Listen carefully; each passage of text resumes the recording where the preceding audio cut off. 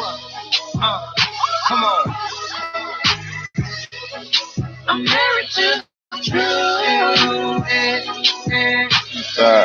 Good morning, Vietnam. Good morning, people. It's Saturday. You're listening to IntellectualRadio.com. I'm your host. Oh, is that the truth be told? Folks, we got a great show coming at you. All out Saturday. We're going to hear and heal ourselves and take our communities back. So if you ain't got nothing to do, call a friend, let them know you're listening to IntellectualRadio.com. I'm your host, David L. Ari Jr., and the show is Let the Truth Be Told. Let the truth be told. I would rather for you to hurt me with the truth than comfort me with a lie. We'll see you in a second. You ready on the track? It's your boy Preacher. Yeah. Truth. Come on. Hey. The truth. Hey. I'm married to the truth. I'm married to the truth. I'm married to the truth. Yeah. I'm married to the truth. I'm married to the truth. Come on. I'm married to the truth. You're always there for me. There for me. And I know that. You're always down for me. Down for me. You're always there to pick me up. You quench my thirst when I was thirsty. I feel like Lord, Lord, peace and mercy. And welcome back. You're listening to IntellectualRadio.com. I'm your host, David L. Ari Jr., and the show is That the Truth Be Told. First, I want to give all praises to God, Lord and Savior, for making it possible for us to be here. And my first-time listeners, my Facebook people, and regular listeners, thank you for listening in. First of all, I want to say this. I have a great panel today. It's All Out Saturday.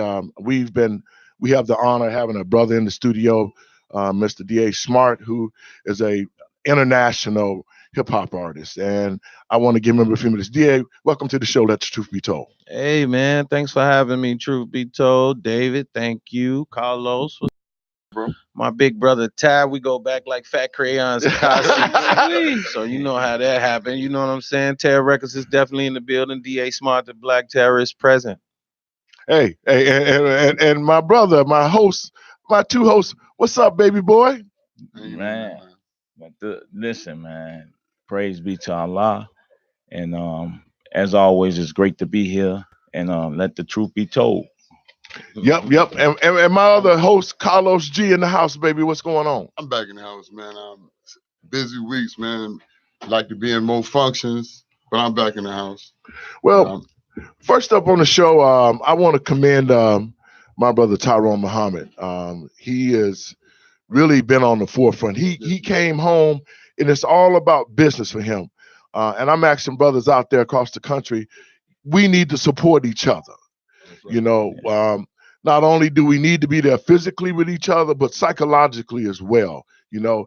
And I think that what Brother Muhammad is doing is something that's a page out of the history books. Yes. You know, I'm probably the old man in the crowd, and I can remember a long time ago, I'm 62 now, so I can remember when we did those things, and we protested, and we went out in front of government buildings, and we marched, and, you know, we stood up for the community. Yeah. You know, and I think this generation, these young brothers sitting right here at this table with me, y'all are the future leaders. That's right. Because if you got somebody that's listening to you and they know you doing the right thing and you doing the right thing, then we have to support that. Yeah. And I think what happened is my generation walked away from it because we thought we had it licked. We thought we had it won. We thought we had that white man under control, but really we didn't. He just got smarter and wiser and used us against each other, against our children, destroyed our family and created laws. So that's what this is about. It's a reconnection. Because what you guys don't know, I know. And then that's how we start to rebuild and do all the right things. So I want to give Tyrone some time to talk about what happened out there against DePaul. Oh, man. Listen, thank you for that opportunity. You know, we've been in talks with DePaul University for like at least over 30 days. So, and we wasn't happy with the results after our conversation of one of the professors calling a black students bitches Mm. in the emotional learning course taught by DePaul University. You got to understand, DePaul University is the #1 private Catholic school in the country. Mm-hmm. And after hearing of that incident, we called the dean and we called the professor in the meeting, and we called them to order.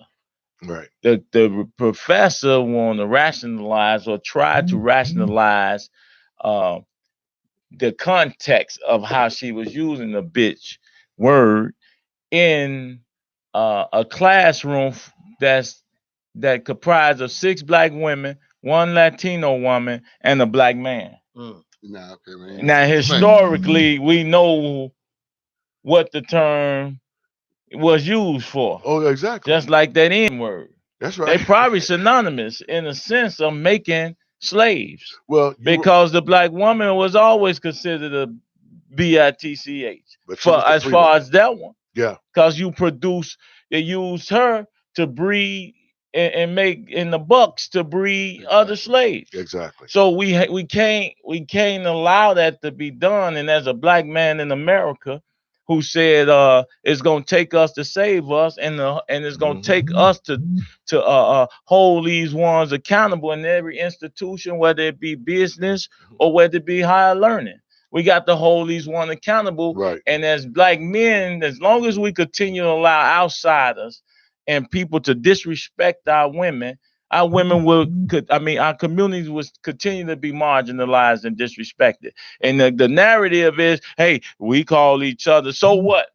We're going to deal with that too. Yeah, we'll deal with that. But we're dealing with the hate produce, right? Right, exactly. And so we're going to make sure that where we pay taxes, where we pay to get an education, that you're not going to disrespect us and expect us to also pay for the disrespect. You know, and that's so true. Just like the other day, you want to comment on that, Brother Smart? No, sir, brother. Go ahead. Okay. What about you, Massey? Yeah, that's absolutely right. I mean, each day we got to wake up and look ourselves in the mirror. I mean, we see what's happening. We see what's been played upon us. We see the FBI co-intel what it did to the different generations and how it burned down the black leaders. Well, these are the teachings. These are the things that need to be said. These are the things that need to be taught for those generations that don't know no better. This has led to a degradation of our entire race, that we've even started doing it upon ourselves. We've been taught this type of behavior, in my opinion. Well, you know, it's a word that was infused into the black community in such a derogatory way.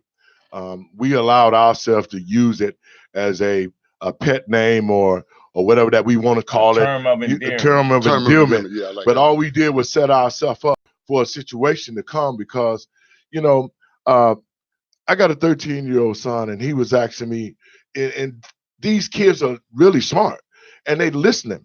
He asked me, he said, Dad, what's the difference between a white man calling a black man a nigger and a black man calling a black man nigger? That's a good question. And, you know, and that was a good question. So I had to explain it to him.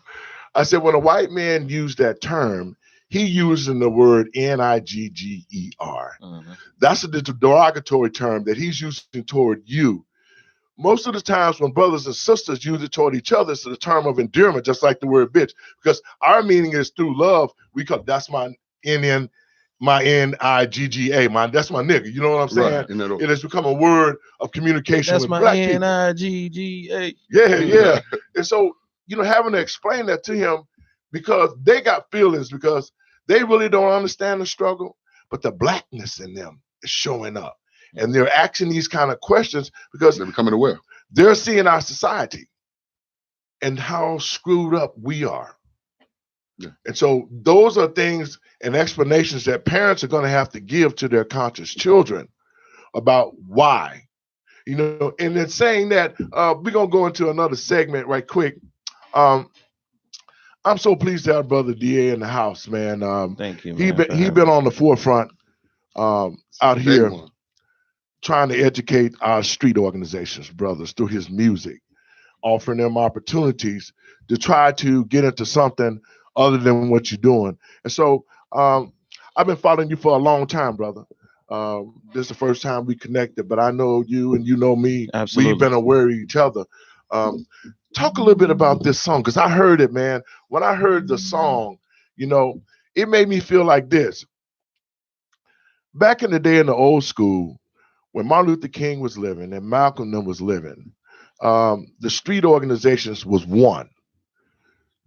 They had disputes, but when the time came, those vice lords, those GDs, those BDs, those Stones, and all them brothers got together and dealt with the issues in the black community. Really, that was the black community's army. Yeah.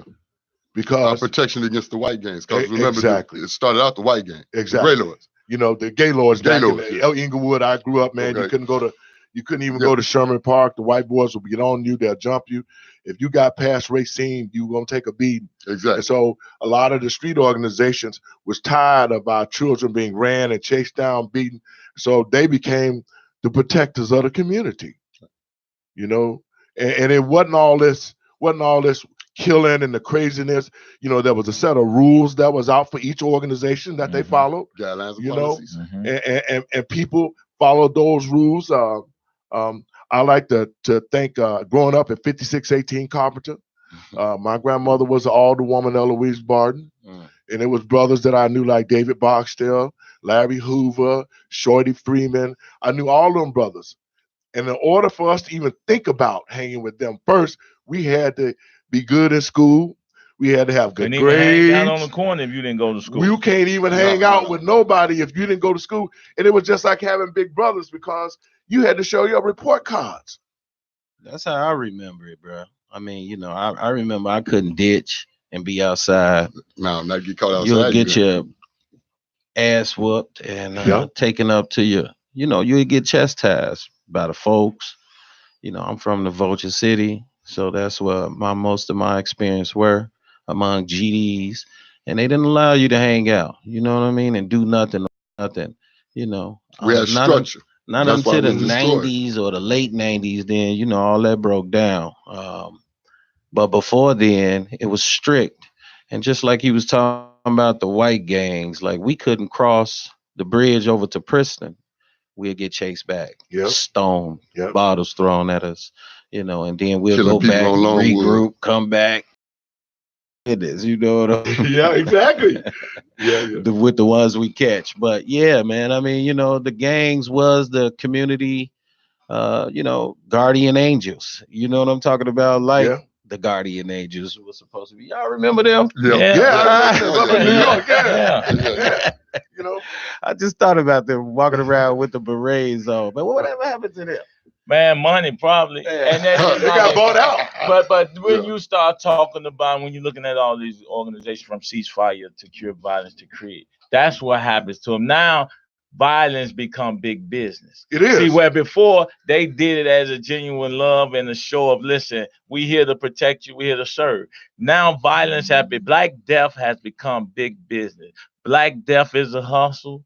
Black bodies is a hustle and has always been. So now when you bring all these organizations in talking about the hustle, talking about black bodies, it's not that they care about violence. When you have one organization receiving $60-70 million, $100 million from private institutions to fight, and we lobbying with our 501c3s, they have saw it as a way and an opportunity to enrich themselves, where the actual organizations that's actually out in the streets, that love our community, that's sacrificing, that's dying for our community, we receive no resources to do what we do for free.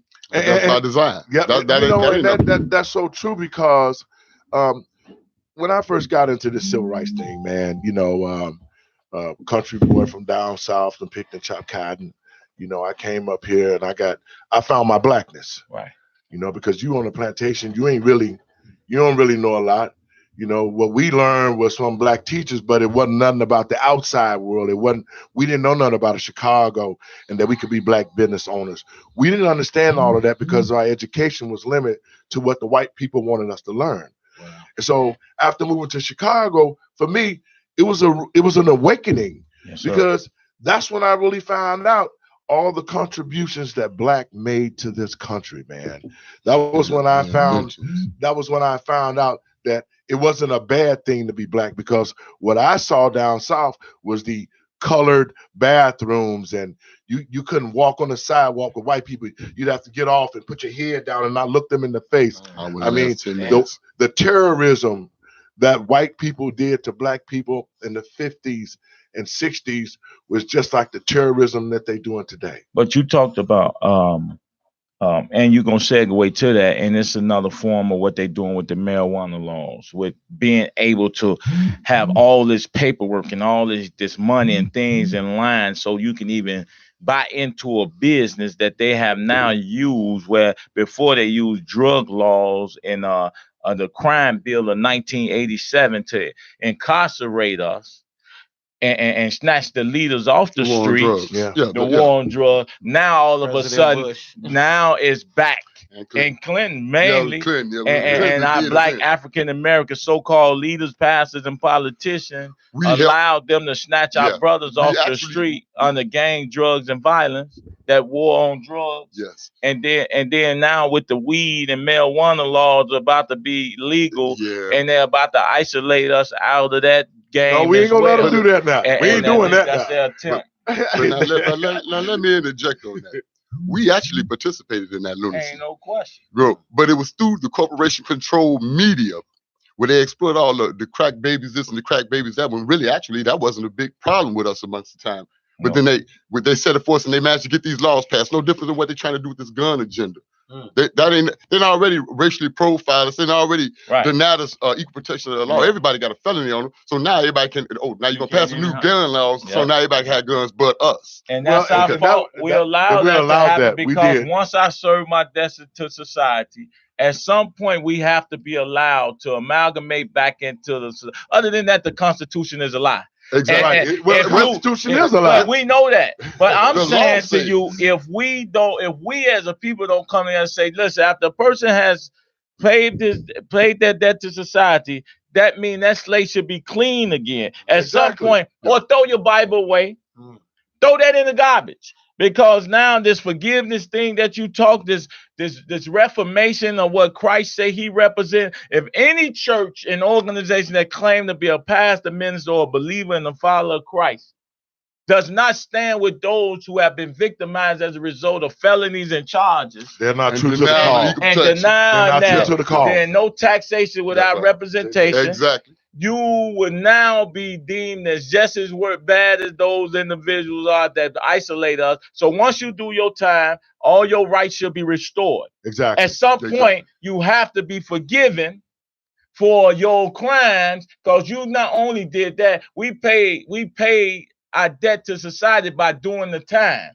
That's what the law says. That's what the law says. Now you can't continue to be treated as a third-class citizen after serving and doing what the Constitution and paying your debt to said. Society. Exactly. So I did my time, and I'm gonna carry and do whatever I want to do. I'm gonna carry because that's what the law says. The law says you shall not be infringed. You segue into that to the cannabis part of the session, but I want to stay on point with Brother DA because his music, your music. When I heard the song with my mom's on the way over here, man, it touched me in such a way that, I was saying that's how it used to be.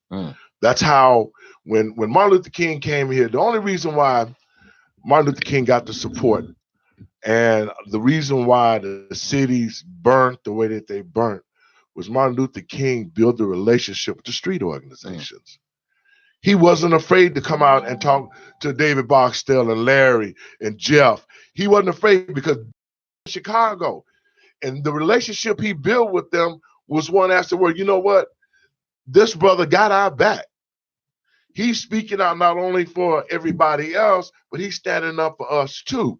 And that's why when Martin Luther King was assassinated, you saw I was there, all the street organizations got together. It was not a bullet shot at each other. That's right. That's right. And then they attacked the white community through economics because they started burning down the buildings, they started robbing, they started beating white folks. I mean, it was a situation that if King had not have made his relationship with the true army, which was the brothers on the streets, then that would never have been no riots. And that would have never got the attention of the white man because violence begets violence. then the white man only know violence. And the only way we're going to stop him with violence is bring violence to him. So when the song was played, brother, it took me back to a time when I sat there and all them brothers was in the room together talking about how we had to deal with this issue and how we had to protect our community and move forward. That song, talk a little bit about that song. Well, you know, I'm inspired to do music for just that purpose, you know, to raise the consciousness of my people. I mean, every time I put the pad to the pen, it spills my blood, my desire to free my people out of the condition that they're in. That's all I could do. When I made in specific or particular the song Where My Mob's At, you know, I see a space in our situation that could be fixed if we would just click on the light. Yeah, you know what I'm talking about. The light. There you go. We could just click on the light and see what's going on. We could change it overnight, you know. And a lot of that is due to the fact that our soldiers, our men that's in our community is disenfranchised, cowards, uninformed.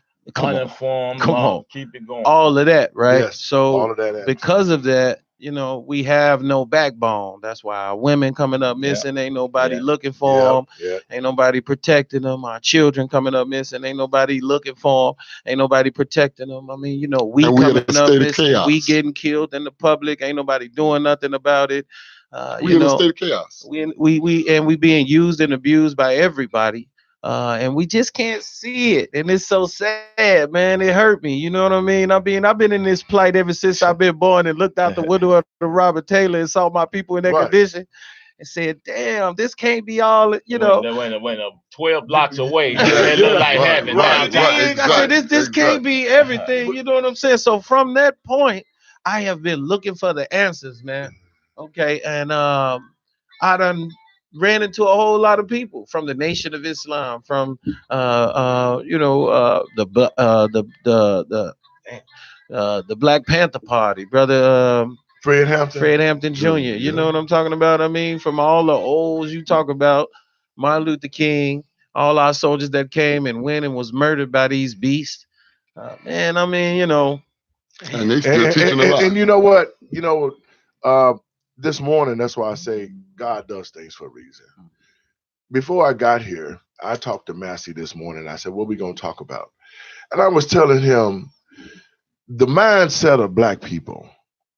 How can we continue every day, every morning that we get up, and we continue to see other communities, the white community flourishing, economic development, their children is still going to school, their families are still intact, they're progressing, passing heritage down to their children. You can look at the Hispanic community. They've gotten themselves in some kind of order, and they're doing all the same things that we used to do.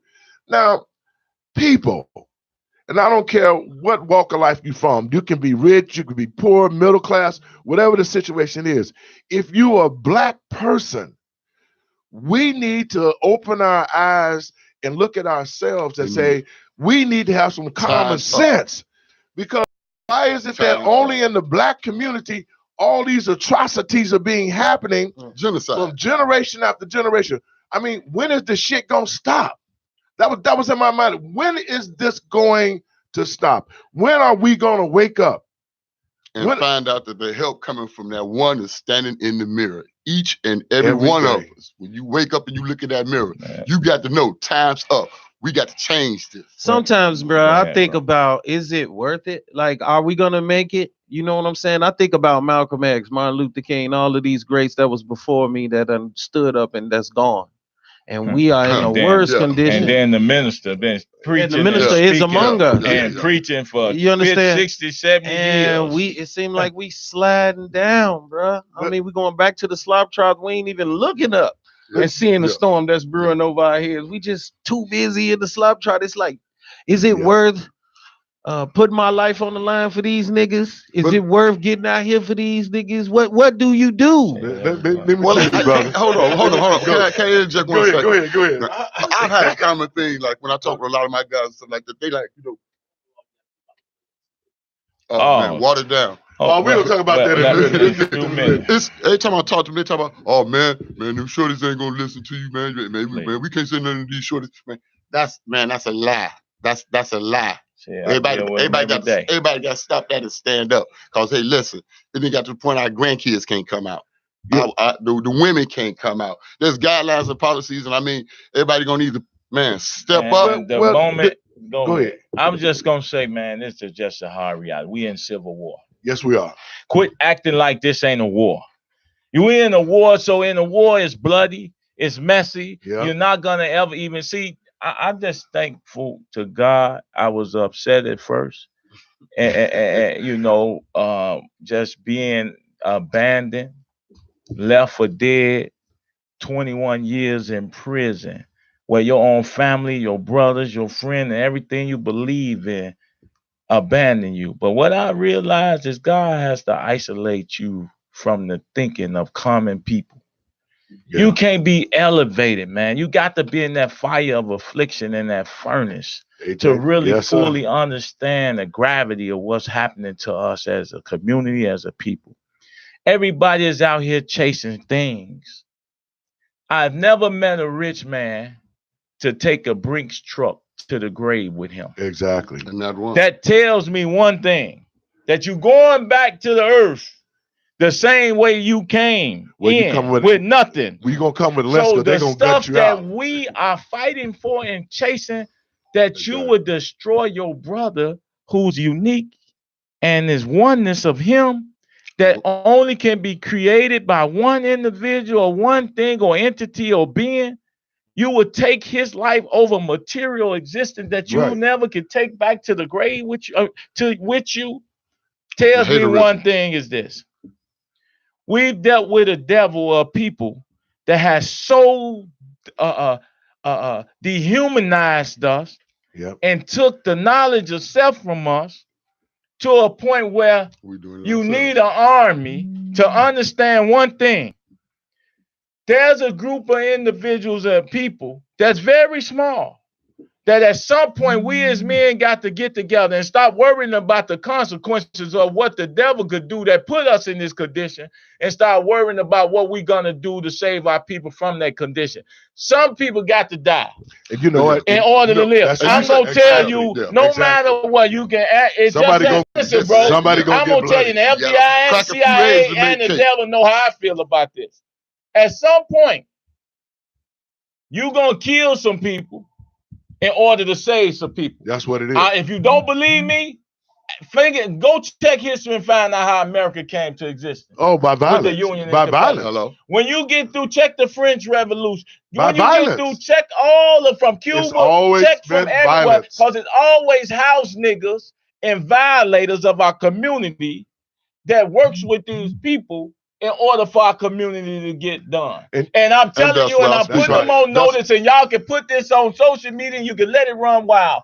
At some point, pastors, politicians, so-called business leaders that exploit our community, y'all go ahead, is going to be on the chopping block, hanging on them light poles on Stony Island, Racine, all that, for violating our community. You're going to get ran out the community, or you're going to get right. And NAACP as well. So the solution then, every black man, woman, and child must be ready to die. There ain't no question about it. Everybody wants for freedom. Absolutely. As long as we got cowards, long as we got the majority of them cowards, afraid, don't want to stand up, don't want to fight, don't want to die. Right. That's right. Yeah. Want to eat. Yeah, that's right. It's stopping the movement. They want to have sex. That's right. What you mean you ain't gonna? What you mean you ain't gonna? They want to chase high. They want to chase party. They want to chase clothes and fashion. When talking about I done seen young brothers call these people fags and sissies while they wearing fags and sissy clothes on. Hello.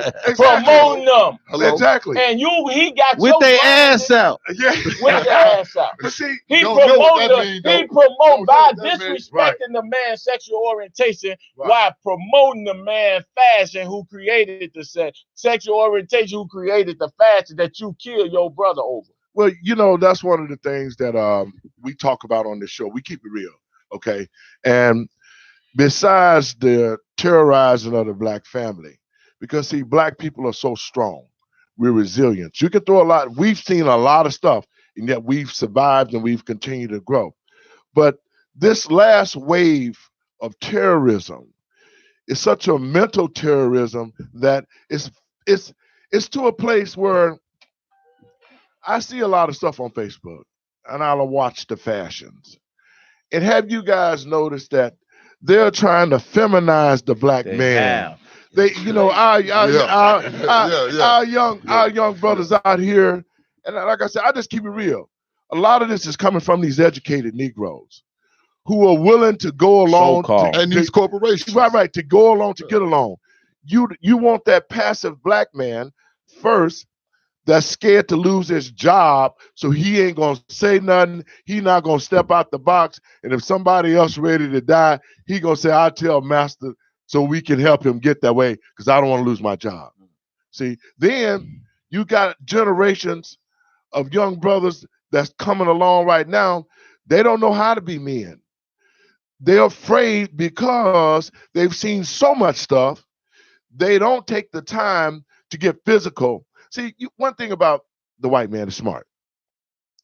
He wanted to create a generation of computer heads. I think kids, I think it's deeper now than but white men because black I'm men are this. devils too. Listen, these brothers are in position. Listen, the Democratic Party, black in thinking. These people, our people, run in that party. The aldermen that's languishing through our community, they're in our communities. They black. Right. The pastors and politicians that the politicians come to the pastors and politicians for them to come in the doggone community, right. Sell our community, redline our communities, to give license to Arabs to come and marginalize our community with paraphernalia. I'm tired of seeing weed paper, cigars, and tobacco. Oh man, they got 50. I remember it was just Swiss and Sweet. Now I see it's great. 30 guys. I see 30 or 40 type of tobacco paper, so these brothers can get. That's the thing about the weed. Though I accept us owning the dispensaries, I also know that on top of that, there's gonna have to be some systematic stuff that has to take place that makes it very difficult for every goddamn corner for us to look like a doggone weed dispensary on every corner, even if it's at a liquor store. Well, you know that this law, we gonna get into that, but I want to finish up this segment about what we need to do from this point. You said something that was powerful, and it's in my mind all the time. Black people, we can change our direction overnight. Like this brother here, you got a national voice. Use his talent. There's other brothers like us, but we don't get together because we're fighting so much to keep our sanity and keep our communities intact. Absolutely. And I'm saying to the brothers that's listening to this show, first of all, what Brother Smart put into his music, if we only would take the advice of the lyrics of the songs. Yeah. If all the street organizations would just, for one weekend, just stop killing. Just put the gun down. If you got a beef with a brother, go talk to him. That's another black man. We have to stop affecting our families with death and mayhem from each other. The term "put the blocks on lock," that's so vital. That's exactly what I'm saying. I mean, where my mom's at, where's the security on the blocks? Well, I mean, as a starter, where is the security? Because if we got people being held accountable, watching, and we not shooting at each other, then we can find out who's shooting, and we already know who that is. Yeah. And so I'm just saying that we really have to understand the nature of this beast. Exactly. This beast will cause you to kill yourself. Exactly. It's just like when I was growing up. I was growing up, and as a child, 10, 12, 13 years old, man, there's a spiritual world, and a lot of our people are not even into that, right? And I've seen some spirits before, and I was always terrified, right? And my mother would always tell me this: you don't have to worry about nobody dead. They can't hurt you. That's right. It's the people that's living. It's always been the people that can harm you. You know what I'm saying? And so I'm saying it to say this. Black folks, we need to really, really take a hard look at ourselves and where we're at. We can change this tomorrow. We just need to come together. All this talking, the preachers, the politicians, and all of that, that's fine because they're not doing shit. It's going to take real brothers from the street like you, me. It's going to take us. We can't keep waiting for Jesus to fly out the sky. Take us to save God us. blesses the child that has his own. Yeah. And our own common sense will tell us what's happening to us right now. It has to change. We've allowed these people to do what they're doing, and the change is going to come with us. It's going to come with brothers putting songs like that together that we can reach the masses. James Brown did it. Say it loud, I'm black and I'm proud. Marvin Gaye, Inner City Blues, talked about it. It's going to take us. That's right. To really, it ain't gonna take the politician because see, we control the politicians. That's right. If the brothers in the streets came together, like he was saying in this song, if we came together, we can control our own destiny because one, that will stop the killing in the community. Two, we can start rallying around each other and investing in each other and buying up these communities. Three, we can get rid of these house Negroes and these political spots. And they gotta go. And they gotta go. I'm telling you, it's coming the time. We're gonna come in them churches, we're gonna snatch his pastor off the pulpit, and we're gonna beat his ass on live Facebook. Listen, we're gonna beat his ass on live Facebook. It's coming the time. We're gonna come in your Alpha Kappa Alpha, your frat, your whatever you call that, your Masonic lodge, all y'all Negroes that your house niggas that sell out in the darkness, and then come out here act like y'all representing Christ in the books that y'all rep. We're gonna beat your ass on Facebook Live, and all you doggone politicians, I love it, in the neighborhood, living in our neighborhood, selling us out, redlining us, giving licenses to Arabs to continue to victimize our women and sell us this bad stuff while they got the Quran on the top of the shelf. Right. We're gonna come in and snatch your Arab punk ass up out that stove on broad Facebook, and we're gonna beat your ass, and we're gonna let you know, we're gonna make you wish you don't. We're gonna have other people saying we don't want to go in them neighborhoods because them black men have stood up. They finally tired. We have become men. We are no longer sleep. And we want to provide milk, bread, pamper, eggs, and butter for our children. Now, we can no longer continue to talk about what we don't have when every Arab store is taking $300,000 a month out of our community. And you keep talking about you broke. And he don't even put 0.0001% of the funds that he received from us back in the community. And after he get through exploiting your punk ass, he then bring his cousin over and take over the store. This is the problem is us. Stop pointing at the white man. We've been pointing at the white man forever, and you done lost leaders after leaders forever.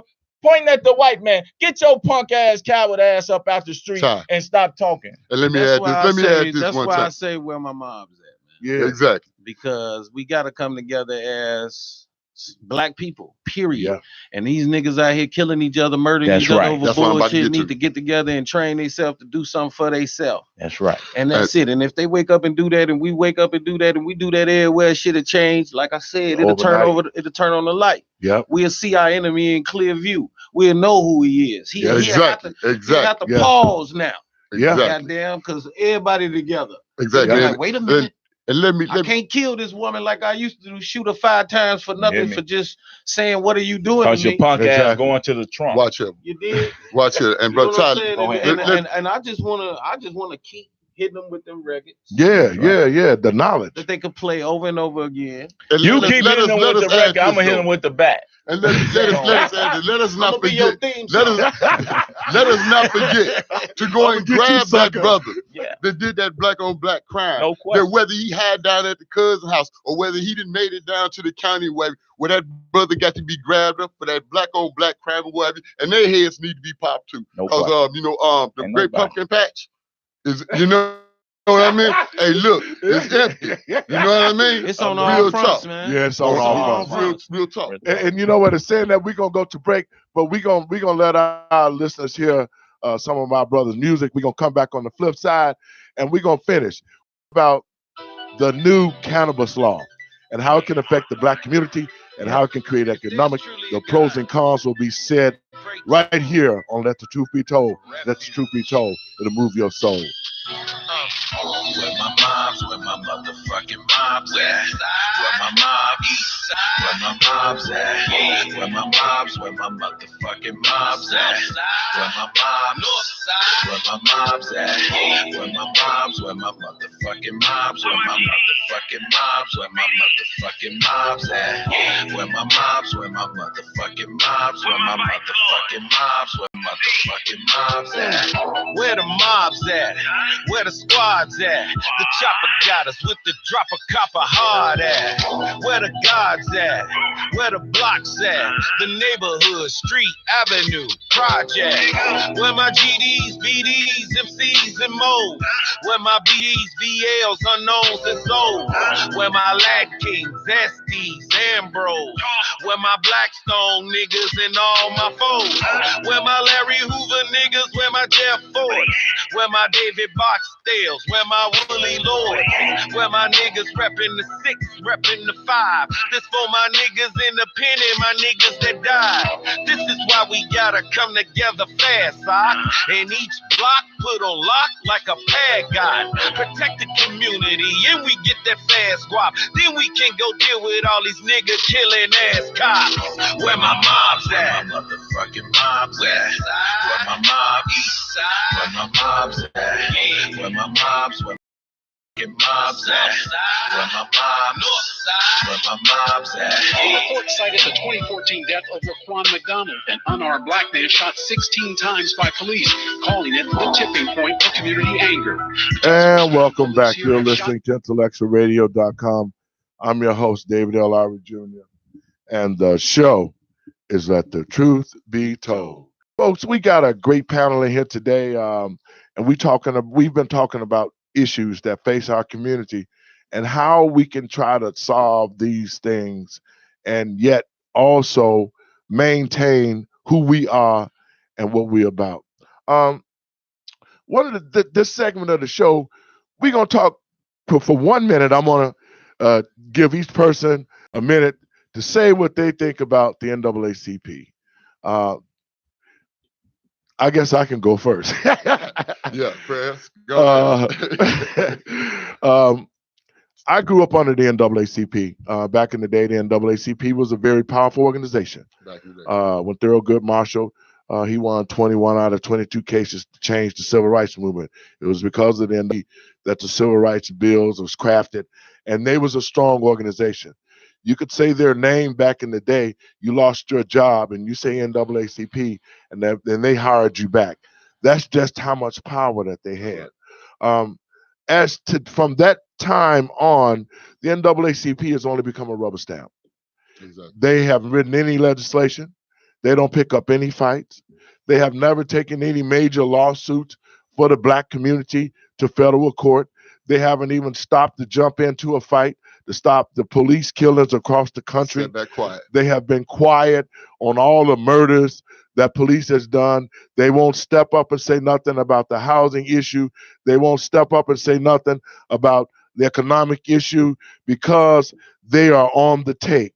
They sold their souls out. They got people in place. They got branches here. And that was why I left, because I believe that if you take an office like that and you're about the people, then you should be for the people. Right. The name used to have a lot of power. And when I was the president here in the South suburbs, every police station, every politician, and every business knew that if there was a problem and people came to me, the NAACP addressed it. We came and we did what we had to do. We wrote legislation. We wrote the racial profiling bill that Obama claimed with his punk ass that ain't his. I wrote that. Okay. We wrote House Bill 5665. All this was done while I was the president of NAACP. Right. And they attacked me. My own branches across the country, those who hated me, they attacked me not because I was doing anything wrong, because I was actually doing the work. So right now, they're a rubber stamp. They've lined themselves with the gay movement, and that was a big mistake that they should have made, but they begging for money, and so they're slumming with anybody that can get a membership. Next. Yo, man. I'm from Robert Taylor, man. I never seen a AACP in Robert Taylor, Allgale Gardens. So, I saw the Nation of Islam in Robert Taylor. I saw Jehovah Witnesses in Robert Taylor. I even seen white people come pick up our kids and take them to some church, but I ain't never seen no NAACP. So I don't know. I mean, I know the history of the NAACP, but I just didn't see no effects in my community, so I have no statement. Yeah. Well, we know you got a listen. ECCSC is the new NAACP. So I mean, and ex-cons, I'm gonna tell you like this: NAACP has watched their sons, daughters, stepsons, grandkids go to prison. Yeah. And the whole world is a prison anyway. So why you trying to marginalize those that been to prison? The whole world is in prison in some form, whether it be sex, drugs, bills, chasing after whatever. Job. And you got even people that's in prison in theologies of God. Yeah. They are entrapped in their own mindset of what that looks like and spooked the hell out. Yeah. So all them in prison. So what I'm saying to you is that NAACP, Urban League, and all these organizations that want to put black in front of their name or act like they represent us, all of them need to be put in the trunk. Now, I already expect I'm not here to stay forever. Mm. But dying is dying by any other name. When you die, cancer, accident, your heart give out. Born. I'm just telling you, y'all, the cowardice of what's going on, because I always look for my car to get shot up when I roll. I don't even drive. I done had all type of death threats since I've been out here talking about these bogus pastors, politicians. I just be like, when it's coming. I'm already ready for it. But you can't be, if you can't fight and love people, if you're not ready to die for people that you love, because the system and the condition has been created by the elders. I didn't create it. Yeah, they did. Y'all didn't create it. Nope.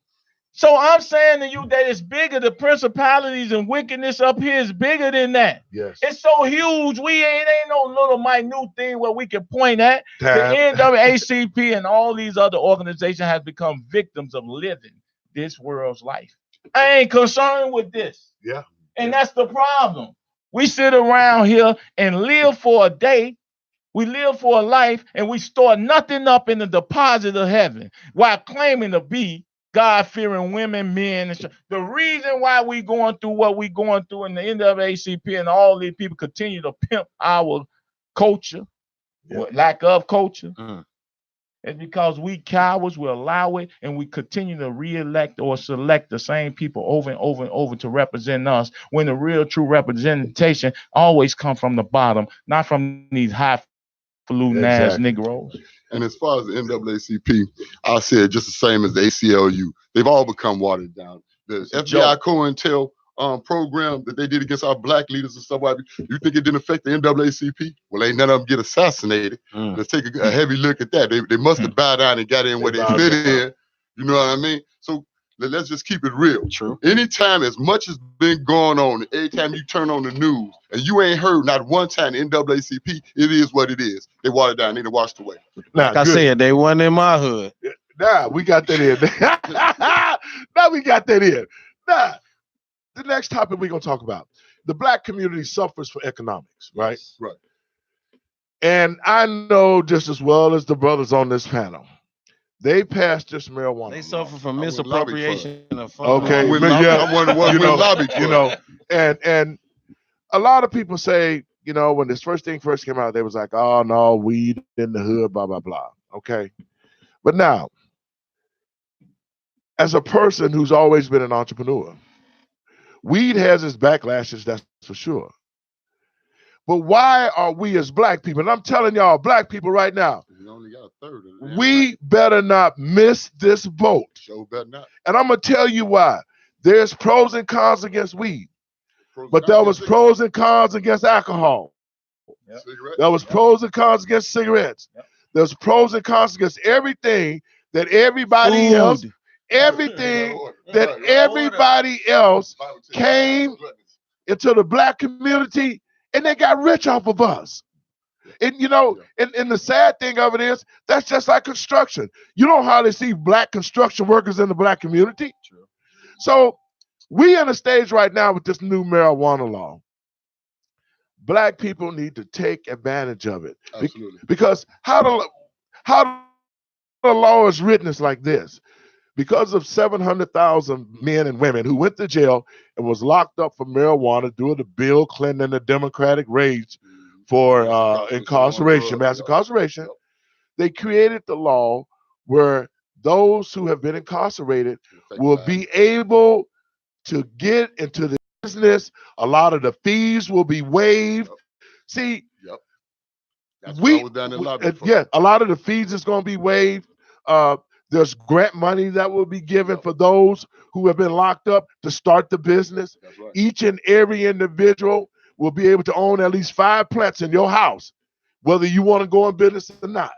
You will be able to do that. But there's education, marketing dollars, there's Cultivation, manufacturing. all of this stuff is in this bill that's orientated for black people. Now, I want to say this. I came on the show a couple of years ago when the medical. But how much money is oriented towards violence? Is that produce? Well, see, you have to be able to offset. no. Let me tell you what's in the bill. Let me tell you how black people can operate the bill. First of all, we need to invest into this, get the license, so that we can own the business, so that we can block the white store owners from coming in, scooping up all the license, and everybody will have to come under them and work. See, if we don't take this opportunity, it's going to go down anyway. They're going to sell it anyway. Yeah. We only got 1/3 of the federal grants that was appropriated. Right. But the thing of it is this. Why we can get some of this money. Right. Why not conditions? Why not that we own the dispensaries in Inglewood? Exactly. Why not that we own the cultivation that will create economics? It's going to create jobs. We can do the hemp. We can create a manufacturing firm that can separate that. The hemp is in a bigger market for clothes, municipal. I mean, everything. That's my thing right there, David, is the goodness of marijuana, the plant, the original plant. The weed it got things in it for you that you could definitely use to combat a lot of things that might ail you. Right. However, there is a lot of weed that's infused with all type of other drugs, heroin, crack. I mean, they just making ways to put everything in weed now. Now, see, that's the part that I'm worried about, is that now we gonna be growing the weed, selling the weed, and we gonna be selling the crack and the heroin and the PHP or P. If we control whatever, you know what I'm saying? And then in these laws, is it gonna be something that we could actually have our own seeds and grow them ourselves? Because now in farming you can't even have your own seeds. You can't grow your own apples. You can't grow your own oranges. You can't grow. They got to give you something, some created or man-made BS for you to grow. I promise. That's my only concern about it is, are we going to be the purveyors of the filth, the purveyors of the disease, the purveyors of the drugs now? Because I understand that it's a monetary gain. However, can we fix it? You understand what I'm saying? Can we get in there and be the producers and the sellers and do it the right way, or we got to go by their guidelines? No. I got you, Dion. As far as on these grants and things, that's going to be up to us to have these shops and these cultivation centers and manufacturing places where you got to obtain your standards, where you got to ensure that you're not having nobody in there putting no drops in nothing or what have you. I mean, that's going to be security no different than we have to secure our water, that they don't poison our water against us. Yeah. You know what I'm saying? As far as the grants and as far as us taking off, we only got 1/3 of the allotted money. We only got 1/3 of it. And as far as they wasn't going to give it to us, they wasn't going to without us passing the law where if you had recently, not recent, but if you had ever had a previous conviction where you'd be able to get these licenses, because if you had a felony, you weren't going to be able to get it. Well, that was bogus. All those got to be taken off your records. If you're a convicted felon of it, and the licenses, no, you're still eligible. All that goes off your record. You're still eligible for grants. You're still eligible for those licenses. Because I mean, that would have kept us out of the market altogether. And it's bad enough we only got a third of a lot of funding for it. Yeah, but you know, I'm going to say this right quick. 1/3 of billions of dollars. Yes, exactly. Is a lot of money. And the way the bill is written, as owners, we can control what type of weed we sell. We will control the fact that we're going to have to buy everything from the government anyway. We're going to have to buy the seeds from them anyway to be cultivators. You know what I'm saying? That's how they captured the market. But we can control what's going into the marijuana. We can control everything that's coming in and out of the Black community. And the way the bill was written, it allows us to do that. And that's why I'm trying to get people on board to say, we need to take a real good close look at it and start to organize ourselves to be the purveyors of this, because I can guarantee you, in 6 months to a year, this thing is going to be in full bloom. Yeah. And those who have invested $1 million or whatever investments, that money is going to be back to you within 3 to 6 months. That's right. And everything else is going to be profit.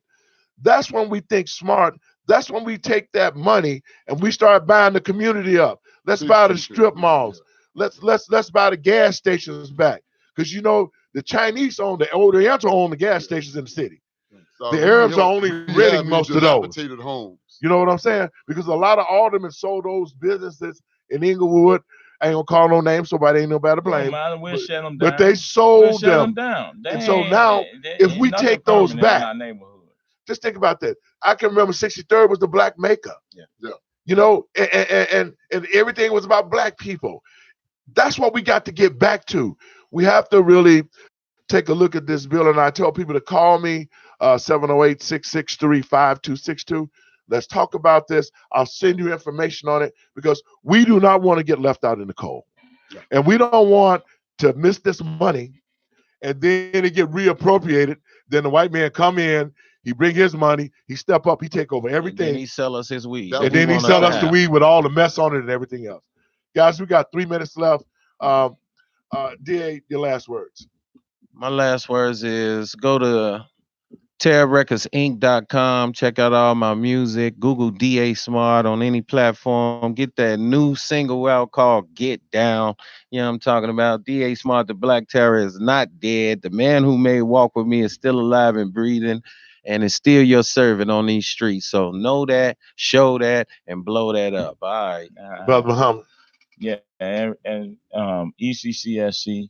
Facebook, Tyrone Muhammad Facebook. Go on there and be a part of that fundraiser we got on there as well. We got a event coming up. We hope to do ECCSC Family and Friend Unity Day over at Calumet Park. We trying to secure the date now and working on the sponsors and everything. So we're going to be active trying to save our sons. That's what's important to me, saving these young folks. And you old folks, I don't really care too much about, in the sense that y'all can die off in the wilderness 40 years, one off, because y'all the reason these shorties, and then y'all pass judgment on the very thing you created. So if y'all want to form and fall in.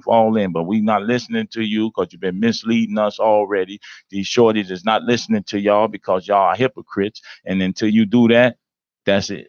And we I gotta say this. You know, every day you get up and you look in the mirror, you got to see yourself, and you got to ask yourself, what are you doing to stop it? Because if you ain't part of the solution, you're part of the problem.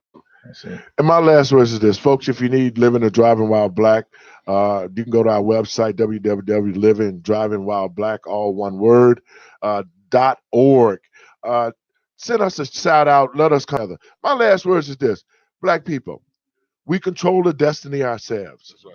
We don't have to continue to beg white folks to help us. All we have to do is look at ourselves and see what we bring to the table. We spend more money than anybody.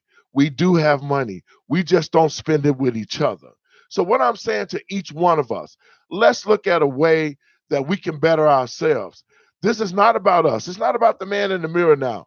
It's about the children. It's about the children growing up in the community with no place to go. It's about the children that are being dying on the way to school. It's about the children that the schools are closing. The children are our future. And if you are smart, and if you are want to see us move forward, then we need to invest into the children and make it safe for them and make sure they get educated so they continue the legacy of being and loving being black. God bless you. Thank you for listening. Every Saturday, going to be right here. You're listening to IntellectualRadio.com. I'm your host, David L. Lowry Jr. I want to thank all my people for coming in today. DA, Tyrone, Brother Massey, all the listeners out there. Y'all share this with Facebook. This is a knowledgeable program. So we get together and make it happen. God bless you. You're listening to Intellectual Radio.